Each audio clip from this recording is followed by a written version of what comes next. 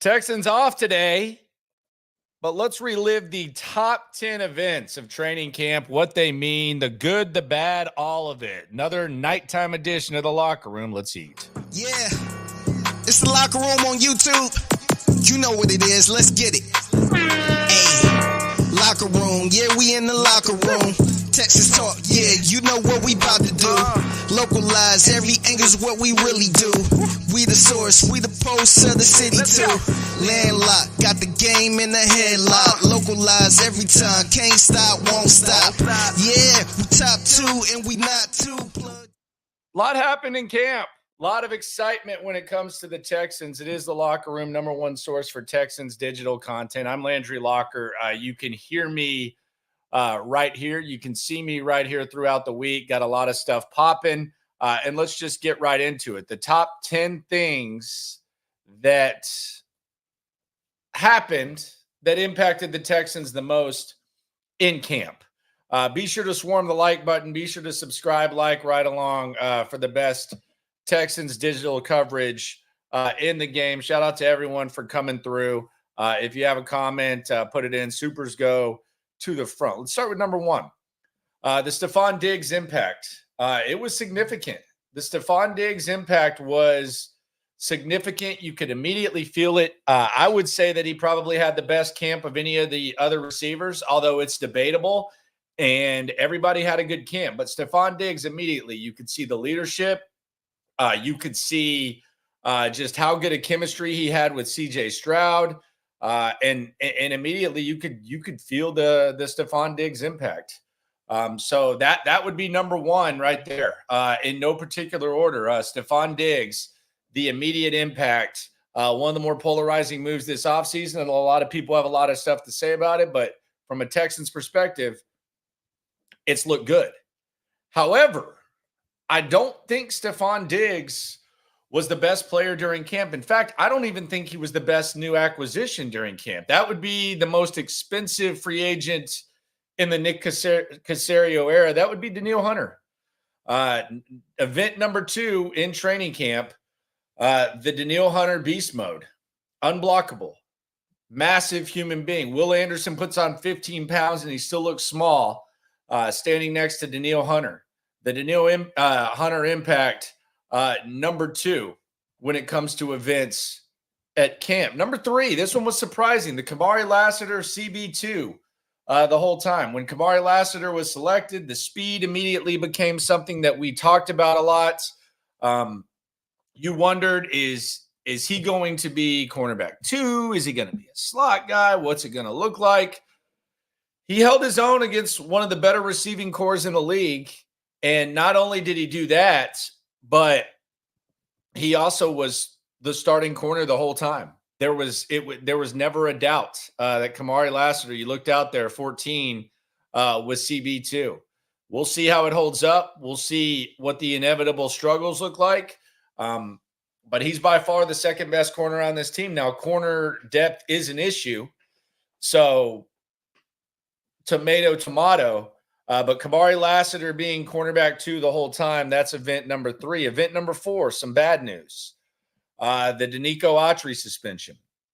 Nico Autry, one of their, I guess, prized offseason acquisitions. Seemed like D'Amico and Caserio had a lot of good things to say about him. They loved him. They were going to move him up and down the line. He was going to be, add a different element of versatility for them. Well, he's going to be gone for 6 weeks. So it's going to be nearly 2 months before we see him on the field. So the Nico Autry impact, number 4. Number 5, Christian Harris injured. I think this is a bigger deal than it's getting credit for.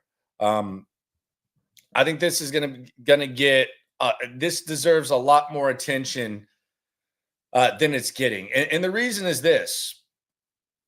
Christian Harris is a good football player when he's on the field. This was supposed to be the year where he was supposed to become a great football player. Now, does the likelihood of that decrease given the fact he wasn't there in training camp, given the fact we haven't really seen him on the field? If he just comes back and he takes the step that we expected, then no harm, no foul. But there's a case, and I think you can go back to what D'Amico said last year about Christian Harris, where it was basically his rookie year because he missed so much time. He missed a handful of games his rookie season.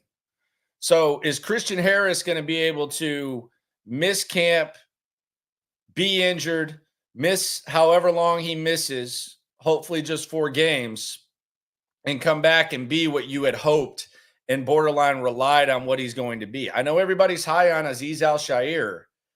I think that if he gives you what Cashman gave you last year, I think that's a great thing. It seems like ever since Blake Cashman left, there's like a little bit of lack of appreciation for what he brought to the table last year. I thought Blake Cashman was damn good. So you had Cashman and Harris last year. Now Harris is off the field, and Azeez Al-Shaair, you wonder what he can be. Linebacker depth. D'Amico Ryans told the media yesterday when I asked the question, he said he wasn't concerned about linebacker depth. I'm a little bit concerned. And I'm a little bit concerned that Christian Harris is not going to be able to take that leap that we thought that he was going to take. Carlos is saying they need him week 1. He's not playing week 1. He will not be playing week 1. That's for sure. Number 6, Jalen Petrie finds a new role. Jalen Petrie last year, a little bit of a struggle. Coverage was rough. Jalen Petrie, now he's closer to the line of scrimmage, and now we see Jalen Petrie doing some of the stuff that he did at Baylor. Now, how does that look in a real game when they're not running base offense? We'll see. I got a feeling that early on, Shane Steichen, Indianapolis Colts, he's gonna sniff out number 5 out there in coverage and try to set up some matchups. I anticipate that happening. How does Jalen Petrie hold up? Is he open for the challenge? Whether he's open or not, it's inevitable. It's going to happen, and they're going to try to put him in interesting situations. There's also a snowball effect of this where now Eric Murray is the safety that's going to be out there in coverage often. So I like Eric Murray as a player. Do I want Eric Murray out there deep as the last line of defense? Probably not, but that's where things are. Event number 7, Cam Akers outshines Dameon Pierce. Last year we were talking about Dameon Pierce, and we were talking about, the system, and he might not be a fit, and there was talk that there was other stuff going on, and Dameon Pierce comes into camp. He's trimmed up, and really didn't see anything from Dameon Pierce to make you any more confident about him heading into this season. I think any confidence in Dameon Pierce would almost be blind faith. It wouldn't be based on anything that you really saw in camp or anything that you saw in a game. So the Dameon Pierce thing is interesting. Now, that's the bad news. The good news is Cam Akers, you can't even tell that he hurt one Achilles, nonetheless 2. So the running back depth is a little bit different. Kind of feel the same about Pierce. You feel good about Cam Akers. So that's kind of a give or take. Number 8 event of camp, Mechie and Hutchinson. They answered the challenge. John Mechie was directly challenged by his head coach, D'Amico Ryans, as there was a lot of dialogue, I think valid dialogue, about John Mechie and him having to make this team and having to show something in a very crowded wide receiver room. While Noah Brown was hurt, John Mechie answered the call. D'Amico said he needed to see it in a game. John Mechie started getting hot against the Giants, and then it continued. And on the flip side, Xavier Hutchinson didn't really get a lot of attention. And with Noah Brown on the sidelines, even if he hadn't been, I think it would have been a decision. Hutchinson just kept getting better and better. And he ended up making the team along with John Mechie. So there's a lot of youth on this team when you look at wide receiver. I know Diggs is in the final year of his deal, but Nico Collins heading into his 4th season, you got him under contract. Tank Dell's in year 2. Hutchinson's in year 2. Mechie's in year 3, although it's his 2nd year of playing.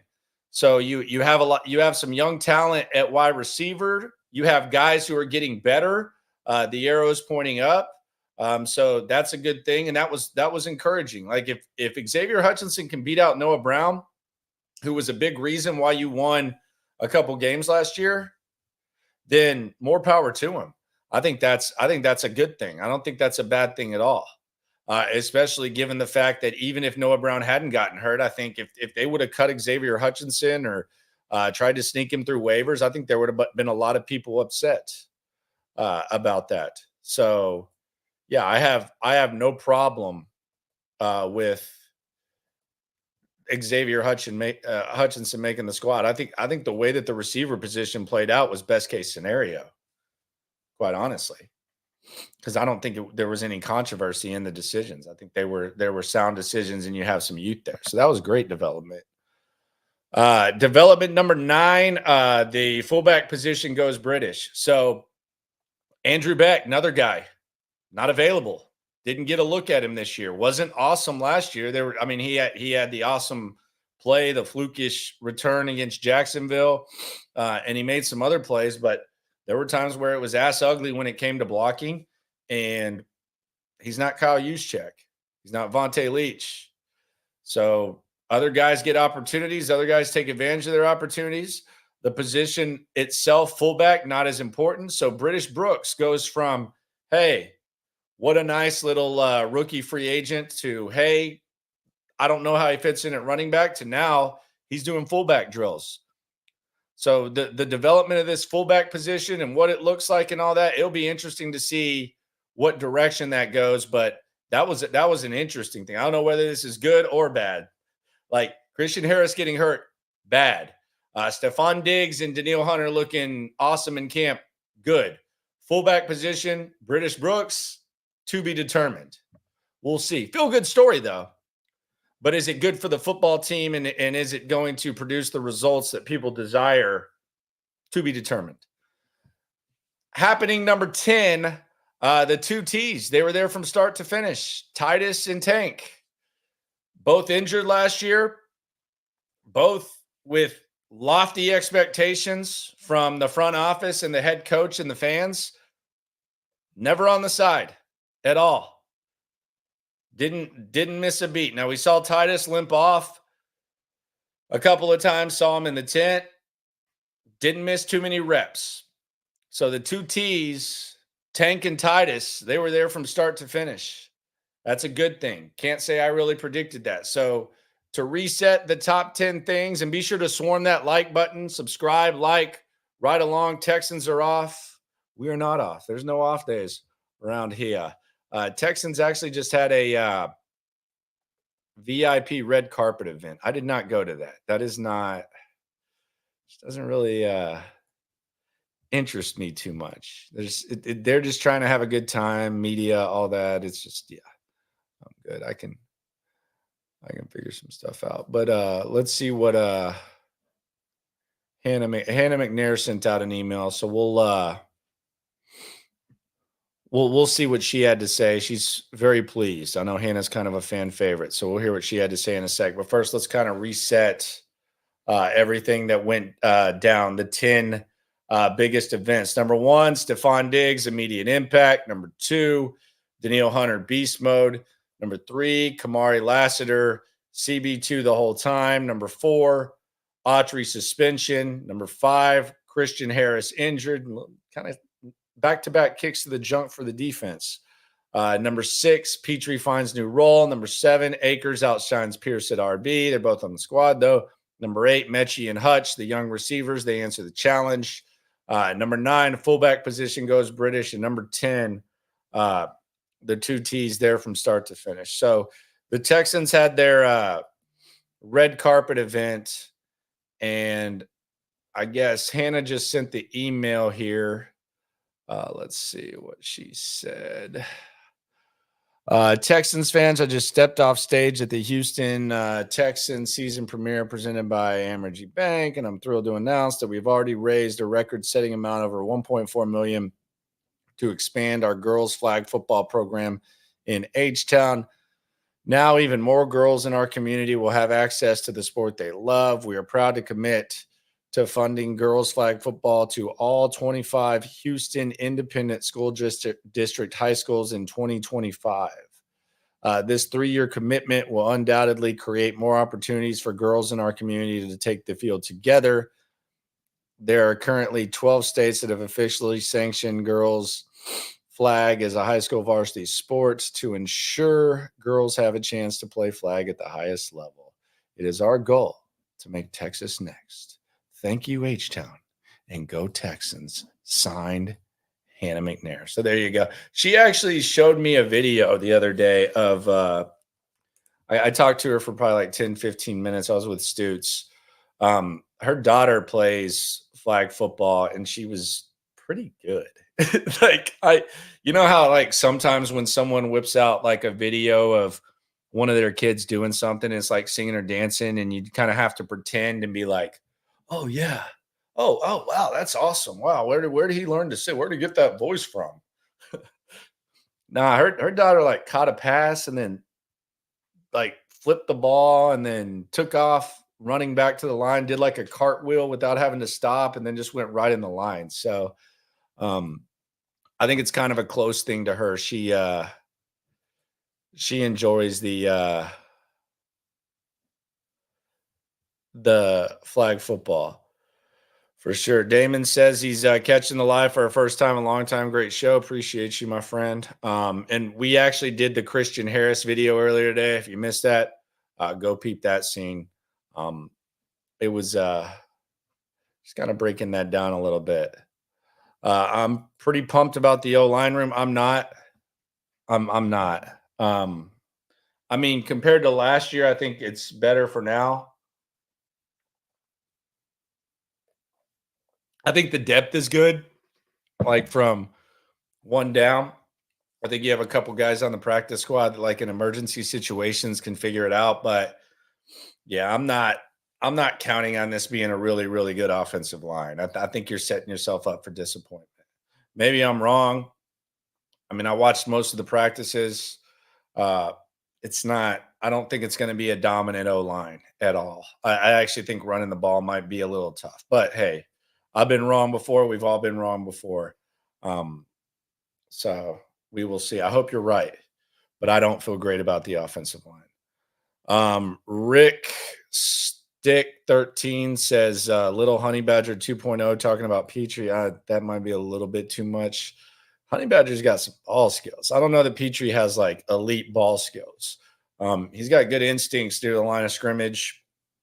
A lot of times he's there. That kind of struggled to finish the play last year. Might have been a confidence thing, but man, Honey Badger, full with it with the ball skills and instincts and all that. Rick says Mixon and Akers split reps 70-30.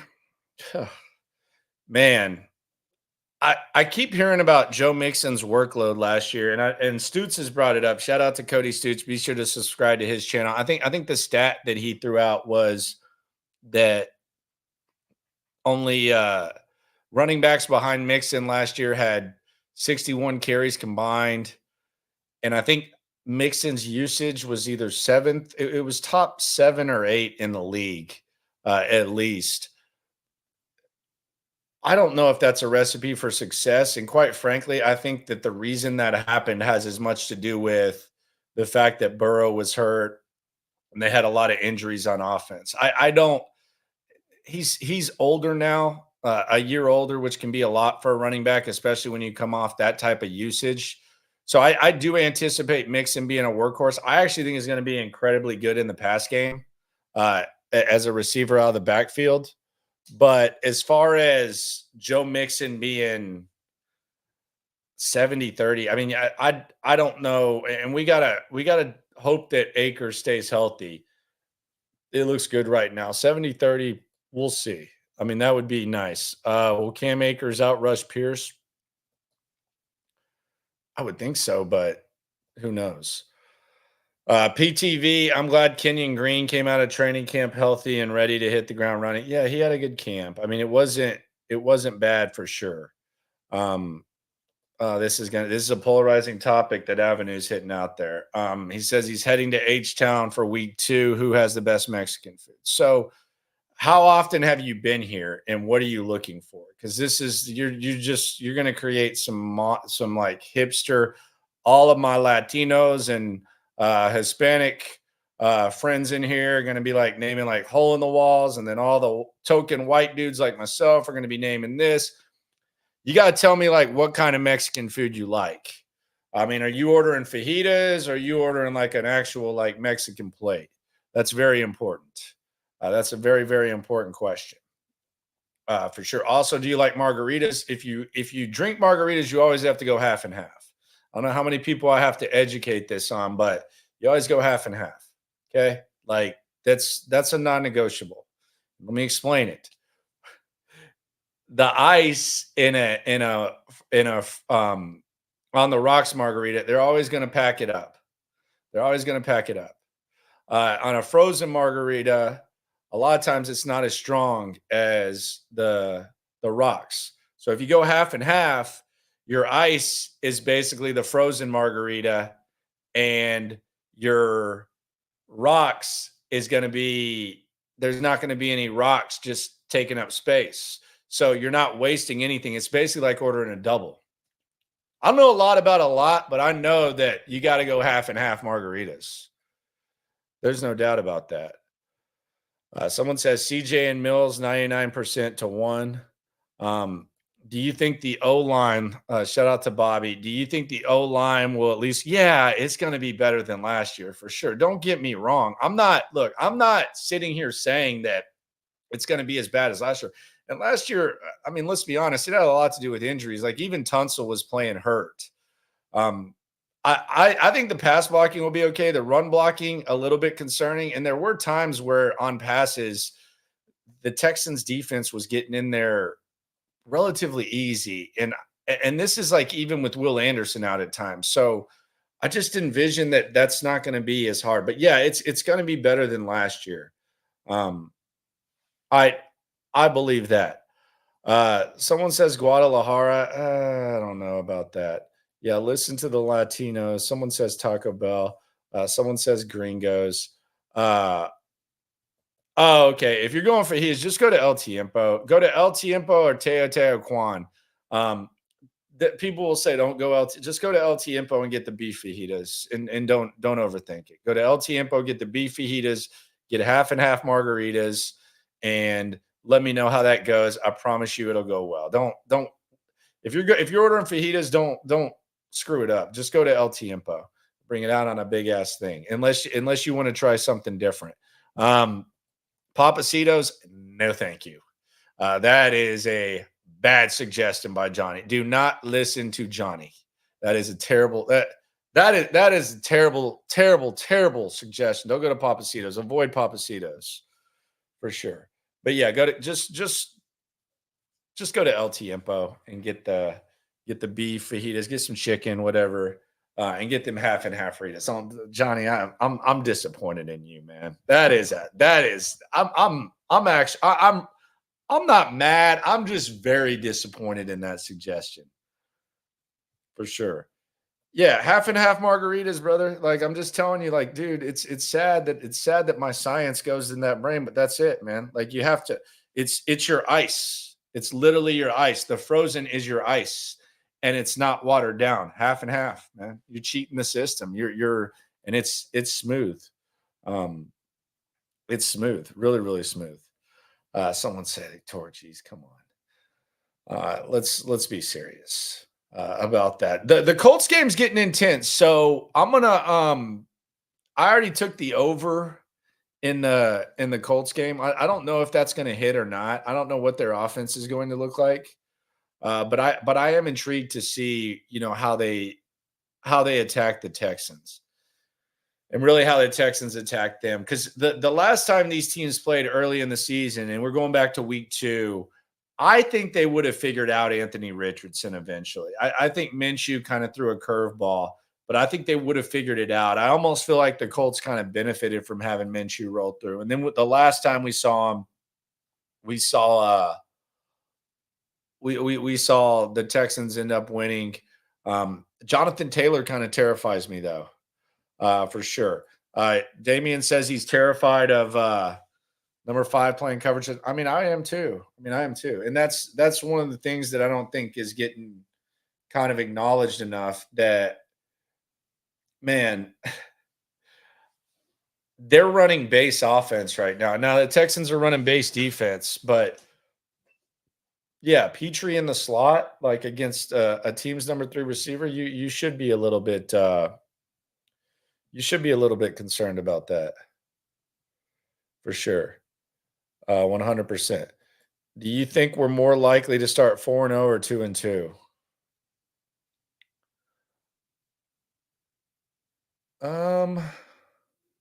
Probably 2-2. I mean, 4-0 would be hard. I mean, there's you got the Bears on Sunday night. You got obviously the Colts. You're going to Indy, Minnesota, and then Jacksonville. I mean, Minnesota is going to be a bunny. I think that should be a bunny, and that's in Minnesota. Jacksonville is not going to be a bad team at all. I think that'll probably be like a 3 or 4 point spread, maybe 3.5. Who knows? I mean, we'll see. We'll see how healthy their front 7 is, and who Trevor Lawrence is able to develop chemistry with. But I would say 2-2 just because. But I mean, you have one bunny there, so we'll see. 4-2 would be nice, very nice. Yeah, ask Stutz. Stutz will tell you El Tiempo too. Stutz will say Guadalajara. Me and Stutz eat together a lot, but he'll say Guadalajara, but not. He'll even admit, like, if you're getting fajitas, you got to go El Tiempo or Teotihuacan. Like if you're ordering like actual dishes, then that kind of changes it a little bit.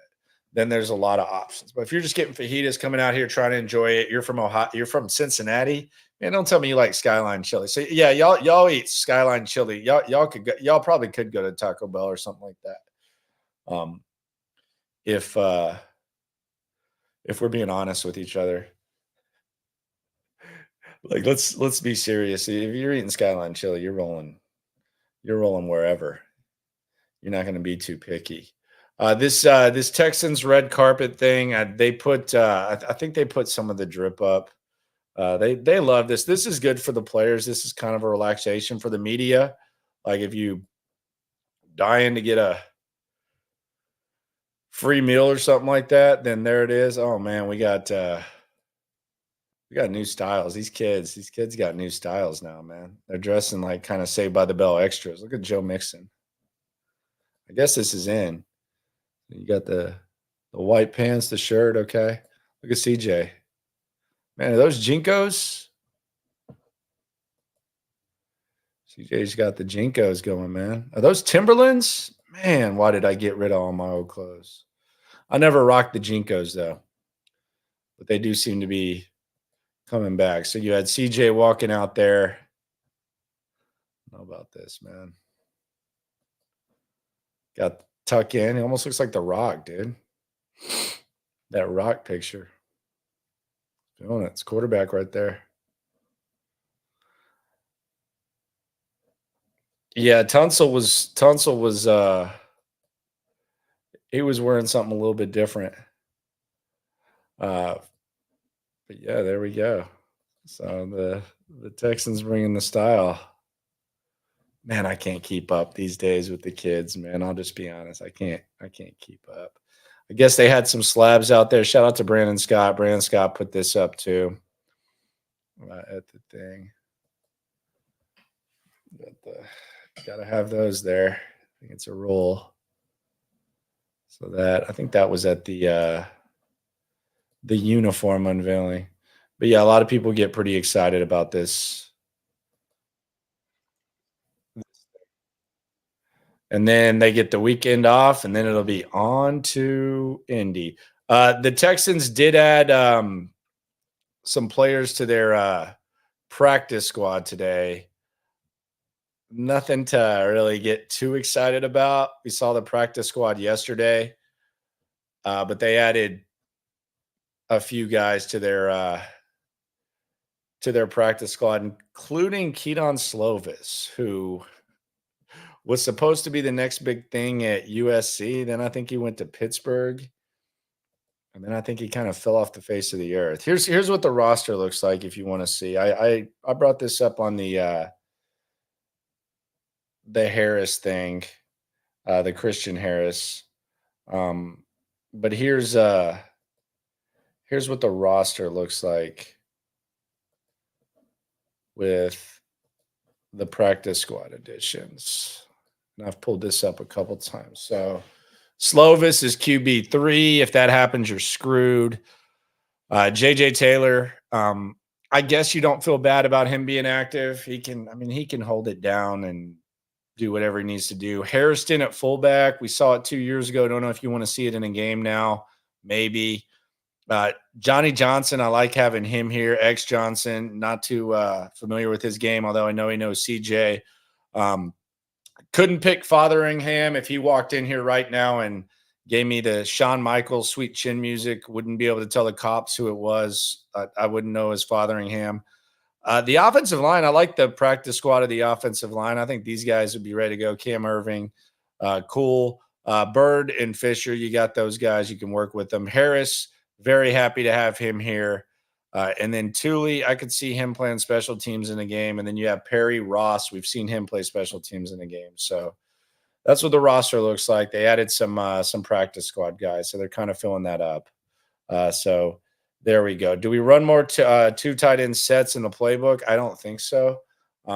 Maybe if you count like going in motion and going in the backfield with the fullback, perhaps I could see that. But I think they'll do that quite often. I think they feel pretty good about the tight end. I think it's possible, like if British Brook is active, you'll see him like line up at tight end and then work his way into the backfield doing fullback stuff. They were kind of showing that the other day with him doing drills. So I do anticipate that happens, and we'll see how that all goes. And no matter what happens, though, when it comes to this Texan stuff, we're all in it together. Little shorter live today, just because it was an off day. Tomorrow we'll pick stuff up. We'll keep this going. I think most of you probably watch college football. I had North Dakota State plus 10.5, so they ended up covering.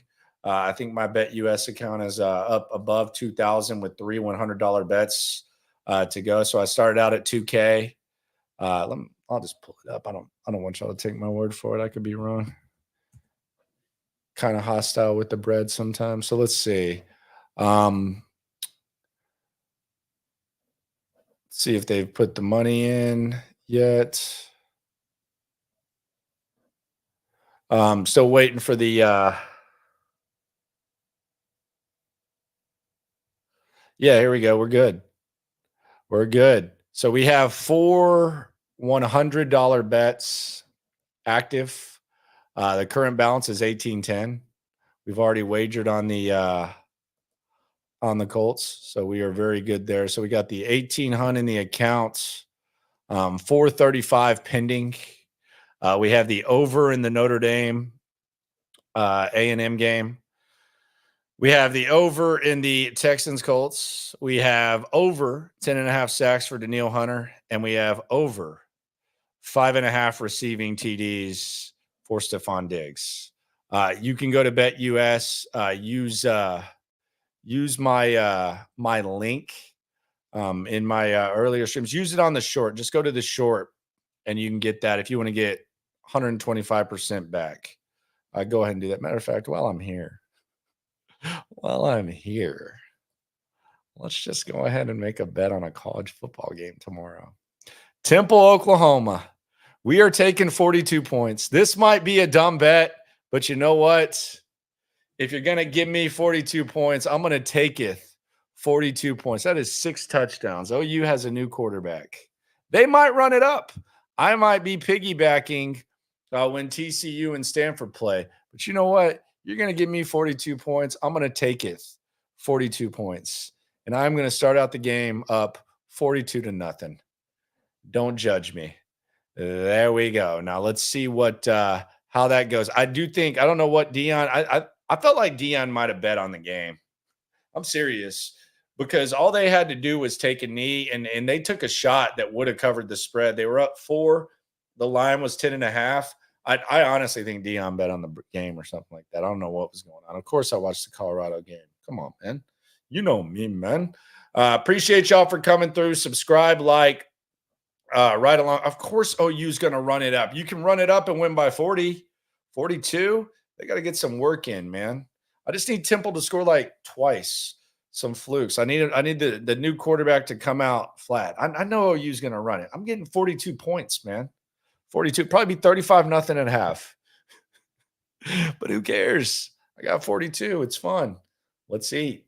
Appreciate everyone for coming through. Subscribe, like, right along. Always remember when it comes to this Texan stuff, we're all in it together. Swarm the like button.